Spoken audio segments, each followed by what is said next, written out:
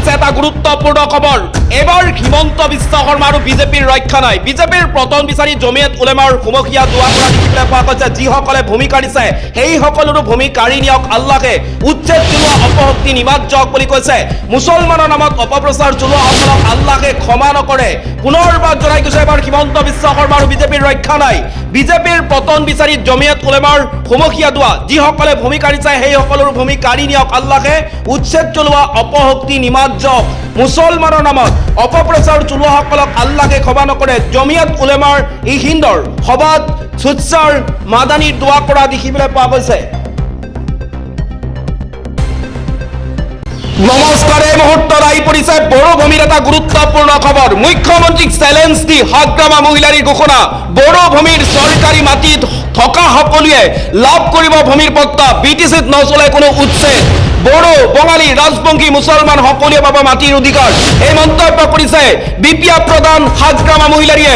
পুনৰবাৰ জনাই গৈছে মুখ্যমন্ত্ৰী ডক্টৰ হিমন্ত বিশ্ব শৰ্মাক চেলেঞ্জ দিছে হাগ্ৰামা মহিলাৰীয়ে। চেলেঞ্জ দি ঘোষণা কৰিছে বড়ো ভূমিৰ চৰকাৰী মাটিত থকা সকলোৱে লাভ কৰিব ভূমিৰ পট্টা। বিটিচিত নচলে কোনো উচ্ছেদ। বড়ো, বঙালী, ৰাজবংশী, মুছলমান সকলোৱে পাব মাটিৰ অধিকাৰ। এই মন্তব্য কৰিছে বিটিএডিৰ প্ৰাক্তন চিফ হাগ্ৰামা মহিলাৰীয়ে।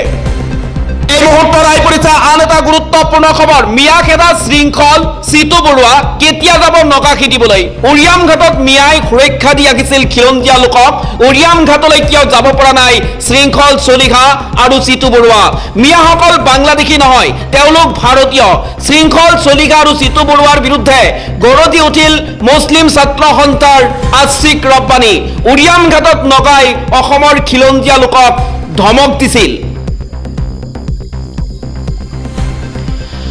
এই মুহূৰ্তত আহি পৰিছে আন এটা গুৰুত্বপূৰ্ণ খবৰ। 11 বছৰীয়া এজন মুছলমান কিশোৰ জনপ্ৰিয়। বিশ্বত চৰকাৰে কৰিব নোৱাৰা কাম কৰিলে মুছলমান কিশোৰজনে। মুছলমান কিশোৰজনে বিশ্বত জনপ্ৰিয় কৰিলে এটা পৰম্পৰা। কিশোৰজনৰ বাবে নাও প্ৰতিযোগিতাৰ পাকত জুলু নামৰ পৰম্পৰা বিশ্বজুৰি ভাইৰেল। কিশোৰজনৰ বাবে ইণ্ডোনেছিয়ালৈ লাখ লাখ পৰ্যটকৰ সোঁত বৈছে। ৰিয়ান অৰ্কন নামৰ মুছলমান যুৱকজনলৈ বিশ্বজুৰি চৰ্চা। সম্পূৰ্ণ খবৰ। মুছলমানৰ পৰা শিক্ষা ল'ব লাগে হিন্দুসকলে। মুছলমানৰ পৰা শিক্ষা ল'বলৈ ক'লে বাবা ৰামদেৱে। পুনৰবাৰ জনাই গৈছো মুছলমানৰ পৰা শিক্ষা ল'ব লাগে হিন্দুসকলে। মুছলমানৰ পৰা শিক্ষা ল'বলৈ ক'লে বাবা ৰামদেৱে। এই মুহূৰ্তত আহি পৰিছে আন এটা গুৰুত্বপূৰ্ণ খবৰ। বিজেপি প্ৰতিবাদকাৰীক অফাৰ দিলে কংগ্ৰেছে। গুৱাহাটীত সমৰত বিজেপি, কংগ্ৰেছ, ভাৰতীয় জনতা পাৰ্টিৰ ৰাজীৱ ভৱন ঘেৰাও কাৰ্যসূচী। প্ৰতিবাদ কৰা বিজেপি কৰ্মীক চাহ আৰু গামোচা দি অফাৰ দিছে কংগ্ৰেছে।